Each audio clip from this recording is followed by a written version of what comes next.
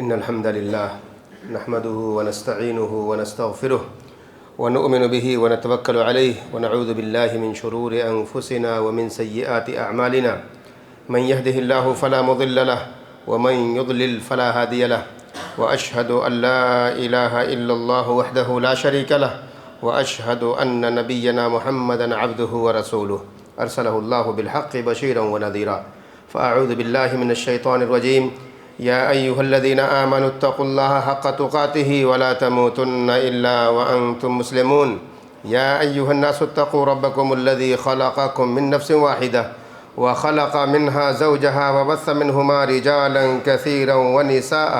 واتقوا الله الذي تساءلون به والأرحام إن الله كان عليكم رقيبا يا أيها الذين آمنوا اتقوا الله وقولوا قولا سديدا يصلح لكم أعمالكم ويغفر لكم ذنوبكم ومن يطع الله ورسوله فقد فاز فوزا عظيما أما بعد فإن خير الحديث كتاب الله وخير الهدي هدي محمد صلى الله عليه وسلم وشر الأمور محدثاتها وكل محدثة بدعة وكل بدعة ضلالة وكل ضلالة في النار فأعوذ بالله من الشيطان الرجيم ولا تقتلوا أنفسكم إن الله كان بكم رحيما۔ اللہ کی حمد اور ثنا، اس کی بڑائی و کبریائی، جتنے بھی نبی اور رسول اس دنیا میں بھیجے گئے سب پر درود و سلام، بالخصوص ہمارے آخری نبی احمد مجتبیٰ محمد مصطفیٰ صلی اللہ تعالی علیہ وآلہ وسلم پر، آپ کے آل و اصحاب اور ان تمام لوگوں پر جو صحیح طور پر آپ کی اتباع اور پیروی کرنے والے ہیں۔ حضرات گرامی، انسانیت جتنے مصائب اور آلام سے، پریشانیوں سے دوچار ہو رہی ہے، جتنی آفتیں ان کے اوپر نازل ہیں، جس سے ان کا پارا پارا ہو رہا ہے، ان کی تباہی یا ان کی بربادی کے دروازے کھلے ہوئے ہیں، انہی ساری آفات اور بلیات میں سے، انہی ساری مصیبتوں میں سے ایک بڑی مصیبت جو موجودہ زمانے کی اس سوسائٹی کو لازم ہے یا اس معاشرے کو اپنے گرفت میں لیے ہوئے ہے، وہ آفت یا مصیبت ہے منشیات کے استعمال کی، نشہ آور چیزوں کے استعمال کی لت، کہ جس نے پورے سماج کو، پوری سوسائٹی کو، بلکہ یوں کہا جائے پوری انسانیت کو اپنے گرفت میں لیے ہوئے ہے، جس سے گھرانہ پریشان ہے، افراد پریشان ہیں، پڑوسی پریشان ہیں، ماں باپ پریشان ہیں، بیویاں پریشان ہیں، اور ساتھ ہی ساتھ حکومتیں پریشان ہیں۔ یہ صورتحال موجودہ زمانے کے اندر کہ جس نے لوگوں کے ملینز بلینز ان کی ثروت کو، ان کے پیسوں کو، ان کی کمائی کا ایک بڑا حصہ اس تباہی کی طرف لگا دیا ہے۔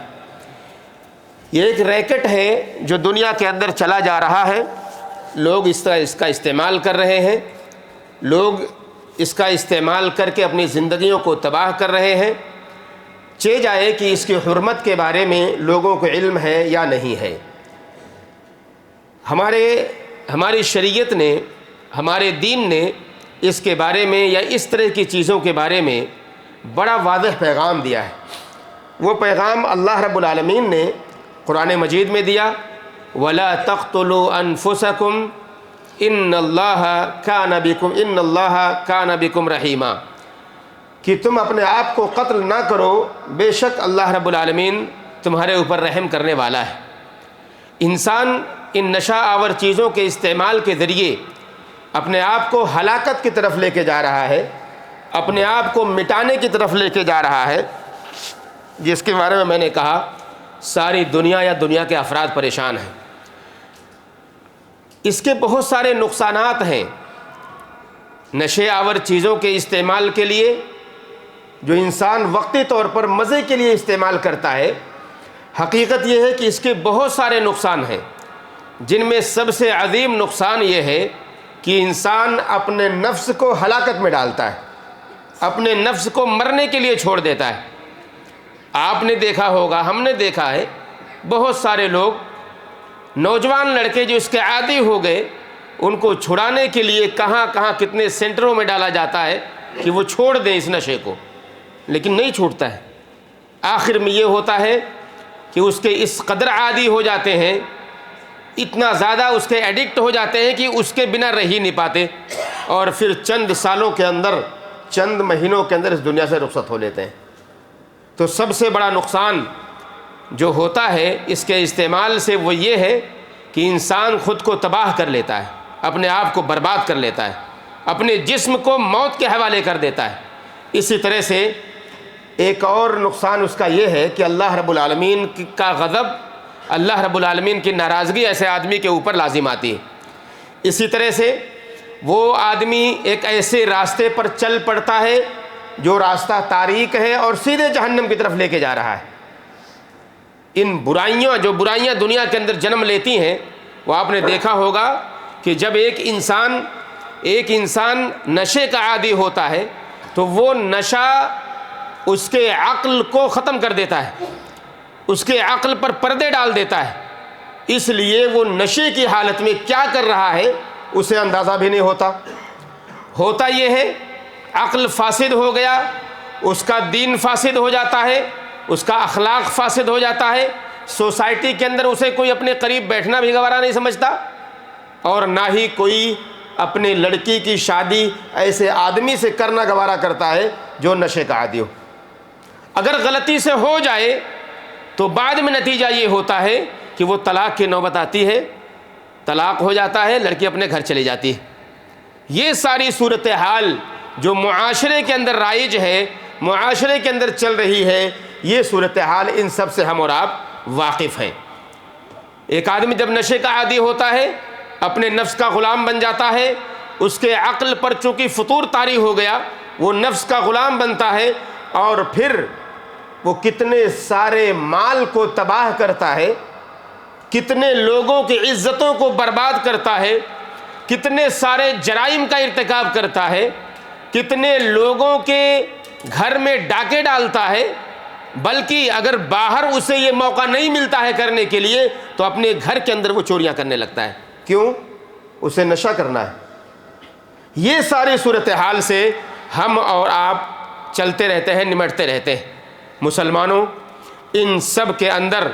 ہم نے دیکھا ہے کہ لوگوں کے جانوں کا ضیاع ہوتا ہے، لوگ کبھی سڑکوں پر چلتے یہاں کنارے وہاں کنارے لڑکتے ہوئے نظر آتے ہیں۔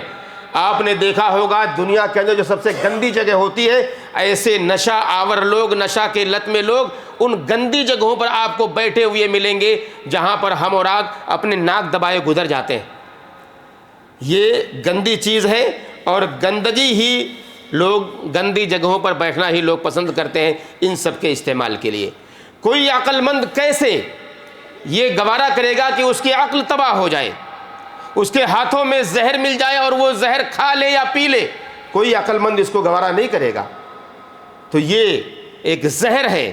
ایک ایسا زہر جو انسان کو اندر سے قتل کرتا ہے، انسان کو اندر سے مار دیتا ہے، انسان کو اندر سے تباہ کر دیتا ہے۔ اس کے بہت سارے دینی نقصان ہیں، اس کے بہت سارے دنیاوی نقصان ہیں، اس کے بہت سارے اجتماعی نقصان ہیں، اس سے بہت سارے اقتصادی نقصان ہیں، اس کے بہت سارے صحی نقصان ہیں۔ یہ سارے اثرات مرتب ہوتے ہیں جب ایک آدمی نشے کا عادی ہو جاتا ہے، نشے میں لت پت ہو جاتا ہے۔ حسن بصری رحمہ اللہ بیان کرتے ہیں، لو کان العقل یشترى لتغال الناس فی ثمنه، اگر عقل کہیں بکے کسی مارکیٹ میں تو لوگ اچھی عقل کو خریدنے کے لیے بے شمار پیسے لگا دیں گے۔ ہم میں سے کتنے لوگ جو کند ذہن ہیں، جن کی عقل بڑی مختصر کام کرتی ہے، بہت سمجھدار نہیں ہے، وہ کیا کریں گے؟ ان کے پاس اگر پیسے ہیں تو اس عقل کو خریدنے کے لیے بے شمار پیسے لگا دیں گے۔ بولیاں لگیں تو لاکھوں کروڑوں اربوں میں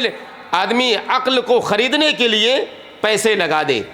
حسن بصری رحمہ اللہ کہتے ہیں لیکن انسان کے اوپر بڑی حیرت کی بات ہے کہ اپنے ہاتھوں سے ایسی چیزوں کو خریدتا ہے جو اس عقل کو برباد کر دیتی ہے۔ اللہ نے سب کو عقل دی ہے، صاحب عقل ہے، صاحب فراست ہے، سمجھدار ہیں، شعور والے ہیں، بصیرت والے ہیں، اس کے باوجود صورتحال یہ ہوتی ہے کہ شراب کی لت میں، نشے کی لت میں اس قدر چور ہو جاتے ہیں کہ ہم اس کے عادی بن جاتے ہیں اور اپنے آپ کو ہم تباہ کر بیٹھتے ہیں۔ ایک واقعہ نقل کیا ہے امام ترمذی، امام نسائی رحمہ اللہ نے، اور صحیح روایت ہے یہ۔ عثمان ابن عفان رضی اللہ تعالی عنہ بیان کرتے ہیں، ان کے بارے میں آتا ہے، کہتے ہیں کہ اجتنبوا الخمر، کہتے ہیں اے لوگوں شراب سے بچو۔ کس سے بچو؟ شراب سے بچو۔ فإنها ام الخبائث، اس لیے کہ شراب یہ ساری برائیوں کی جڑ ہے، ساری خبیث چیزیں جو دنیا کے اندر ہیں اس کی جڑ ہے، اس کی ماں ہے یہ شراب۔ کیسے؟ کہا، ایک واقعہ انہوں نے نقل کہا، پہلے ایک شخص ہوا کرتا تھا کسی زمانے میں، ایک بڑا عابد شخص، عبادت گزار شخص ہوا کرتا تھا تم سے پہلے کے زمانے میں۔ کہا اس کو ایک دفعہ اس کے ساتھ واقعہ یہ پیش آیا کہ اس کو کسی بدکار عورت نے دیکھ لیا، بدکار عورت نے اس زاہد اور عابد نیک آدمی کو دیکھ لیا، اس پر نظر پڑ گئی، اور وہ عورت جو بدکار تھی اس پر فریفتہ ہو گئی، اس کی دیوانی ہو گئی۔ نتیجہ کیا نکلا؟ اس عورت نے اپنی لونڈی کو بھیجا اس عابد اور زاہد شخص کے پاس، اس کو بلوا بھیجا کہ اس کو بلا لاؤ، کہیں گواہی کا مسئلہ ہے، کسی کے تعلق سے گواہی دینی ہے، ایک گواہی۔ چنانچہ وہ عابد اور زاہد شخص جو نیک تھا، دیندار آدمی تھا، اس لونڈی کے ساتھ اس عورت کے گھر پہنچا۔ اس عورت کے گھر پہنچنے کے بعد اس عورت نے کہا کہ میں نے تمہیں کسی کی شہادت کے لیے نہیں بلایا ہے، میں نے تمہیں بلایا ہے، کہا وَلَٰكِنْ انی واللہ ما دعوتک للشہادہ، اللہ کی قسم میں نے تمہیں کسی کی گواہی دینے کے لیے نہیں بلایا ہے، وَلَٰكِنْ دعوتک لتقع علی، میں نے تمہیں اس لیے بلایا ہے تاکہ تم میرے ساتھ بدکاری کرو، بدکاری کرنے کے لیے بلایا ہے، بدفعلی کرنے کے لیے بلایا ہے، گناہ کرنے کے لیے تمہیں اپنے پاس بلایا ہے۔ چنانچہ کہا یا تو میرے ساتھ بدکاری کرو، یا وہ شراب رکھا ہوا ہے اس شراب سے ایک گھونٹ پی لو، ایک گلاس پی لو، یا پھر ایک لڑکا، ایک بچہ وہاں پر ہے، کہا اس بچے کو قتل کر دو۔ تین آپشن اس کے لیے، اس نیک آدمی کے لیے اس عورت نے دیا، یا تو میرے ساتھ بدکاری کرو، یا شراب پیو، یا پھر اس لڑکے کو قتل کر دو۔ ایک عام آدمی بھی اگر ان تینوں آپشن اس کے سامنے رکھا جائے تو آدمی یہ سمجھے گا چلو شراب مختصر سی چیز ہے، اس کو پی لیا جائے، اس عورت کو ساتھ زناکاری کیوں کرے آدمی، کتنا بڑا گناہ ہے، اور قتل کر دے کسی ناحق مسلمان کو کتنا بڑا گناہ ہے، کسی انسان کو کتنا بڑا گناہ ہے۔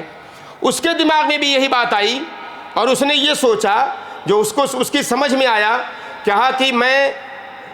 میرا دماغ یا اس کا دل یہ کہہ رہا ہے کہ وہ شراب پی لے تاکہ ان دونوں چیزوں سے بچ جائے، لہذا تم مجھے شراب پلا دو۔ چنانچہ اس کو شراب اس کے پاس لایا گیا، اس کو پلایا گیا۔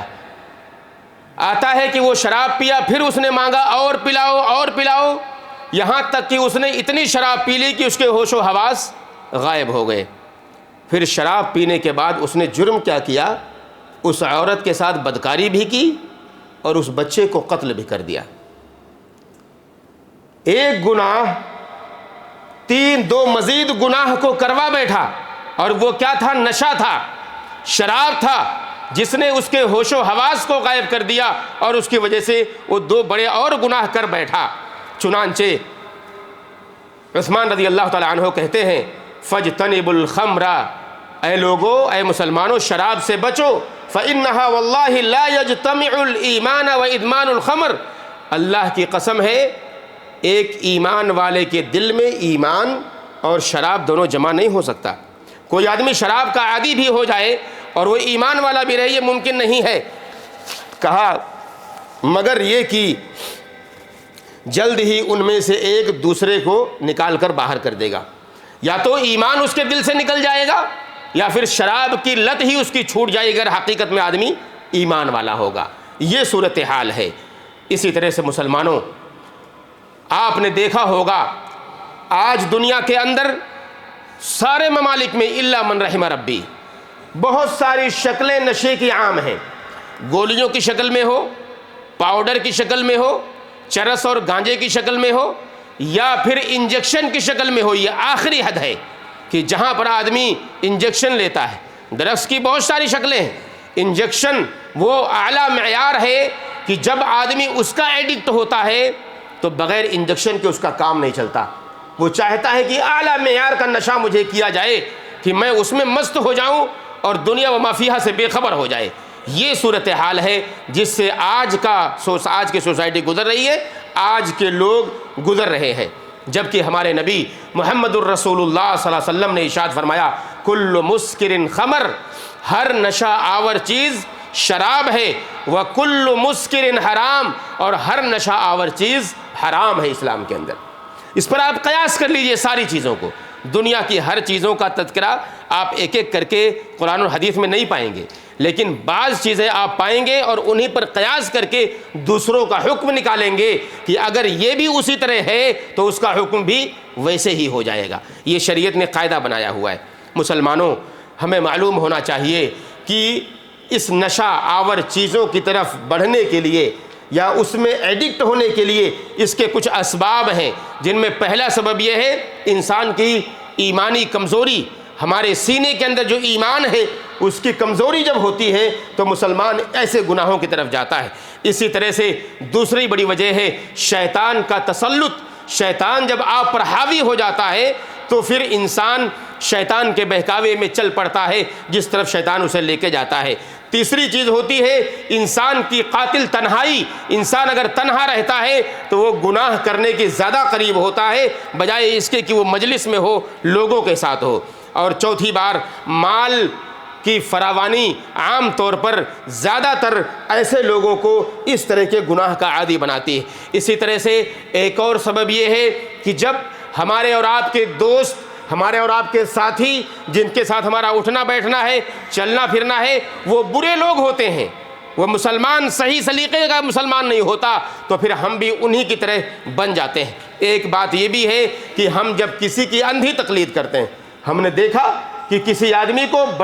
کسی پاپولر مشہور آدمی کو، کہ وہ آدمی شراب پی رہا ہے، وہ آدمی نشہ کر رہا ہے، تو آج کے نوجوان بھی انہیں کو فالو کرنے لگے اور وہ بھی نشے کے عادی بن گئے۔ چیز آئے کہ وہ دیکھتے کہ اچھا کیا ہے، برا کیا ہے۔ اسی طرح سے آخری ساتویں بات اس میں یہ ہے کہ آدمی جب بھی اپنے نفس کی پیروی کرتا ہے، اپنے نفس کا غلام بن جاتا ہے، پھر وہ غلامی کی حد میں کسی بھی حد تک جا سکتا ہے۔ اور آخری بات اس تعلق سے جو ہم والدین کے لیے ضروری ہے، جو صاحب اولاد ہیں ان کے لیے ضروری ہے کہ ہماری اور آپ کی کوتاہی اور بچوں کے تعلق سے آزادی، کہ ہم نے انہیں آوارہ گردی کرنے کے لیے چھوڑ دیا۔ معاف کیجئے گا، لفظ برا لگ سکتا ہے، مگر ہم میں سے کتنے والدین ہیں جنہوں نے اپنے بچوں پر شکنجہ نہیں کسا، ان پر پابندیاں نہیں لگائیں، گھر سے باہر نکلنے کے لیے، ان کے دوستوں احبابوں میں ملنے کے لیے، آنے اور جانے کے لیے ہم نے انہیں سلیقہ اور طریقہ نہیں بتایا کہ گھر سے کب نکلنا ہے، کب گھر میں واپس لوٹنا ہے، مسجدوں کا رخ کرنا ہے، نئی نمازیں وغیرہ۔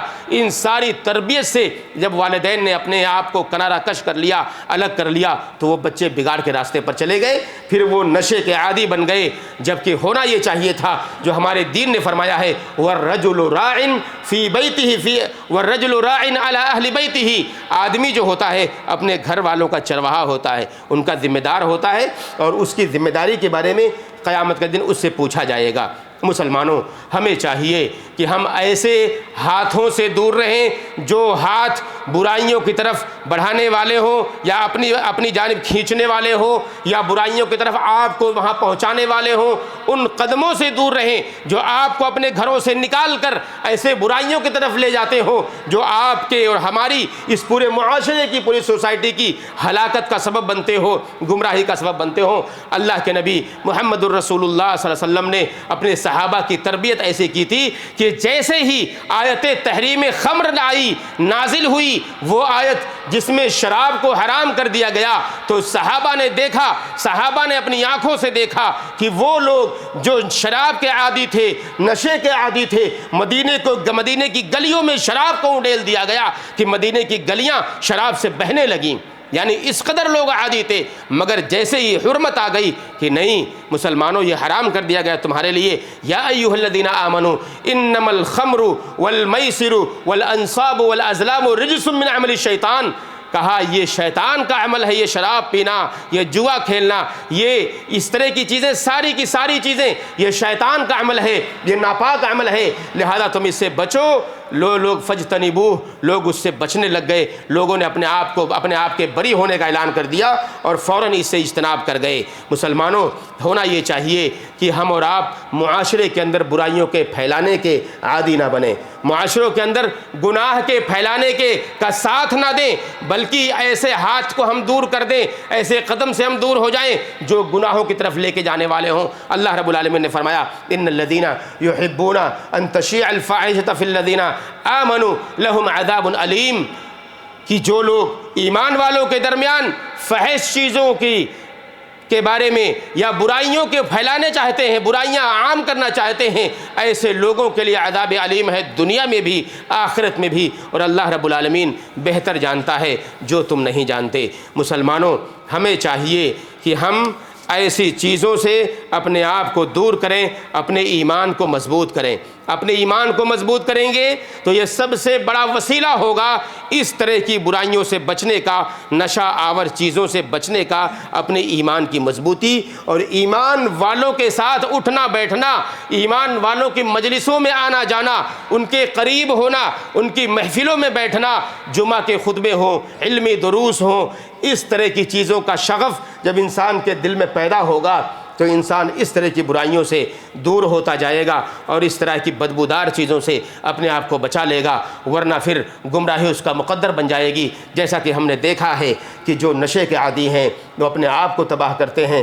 اپنے گھر کو تباہ کرتے ہیں، اپنی پوری سوسائٹی کو تباہ کرتے ہیں، اپنے ایمان کو بیچتے ہیں، اپنے مال کو خراب کرتے ہیں، اور ساتھ ہی ساتھ اپنے ماں باپ کی عزتوں کو داؤں پر لگا دیتے ہیں۔ اس لیے مسلمانوں، اللہ سے دعا کریں کہ اللہ رب العالمین ہم سارے مسلمانوں کو اس طرح کی بری لت سے محفوظ رکھے۔ اے اللہ، سارے نوجوان جو اس طرح کی بری لت میں مبتلا ہیں ان سب کی حفاظت فرما لے۔ ہمارے مسلمان بچے اور بچیاں جو اس طرح کے نشے کے عادی ہیں، اللہ رب العالمین ان کی حفاظت فرما لے۔ اے اللہ، اس حکومت کو بھی جو خدمت کر رہی ہے دین کی، اسلام کی، اور اس طرح کی نشہ آور چیزوں سے لوگوں کو بچانے کی کوشش کرے، اس کی حفاظت فرما لے، اس کو قوت دے، اور ہم سب مل کر کے ان کا ساتھ دیں، یہاں کے رجال امن کا، یہاں کے پولیس کا، کہ اگر کہیں اس طرح کی چیزیں ہم دیکھیں تو ہمیں بھی اللہ توفیق دے کہ ہم اس طرح کی برائیوں کو اپنے ہاتھوں سے روکنے کی کوشش کریں۔ اے اللہ تعالیٰ، ہمارے ایمان کی حفاظت فرما، ہمارے عقیدے کی حفاظت فرما، ہمارے عمل کی حفاظت فرما، سارے مسلمان دنیا میں جہاں بھی رہتے ہیں اور بستے ہیں سب کی حفاظت فرما۔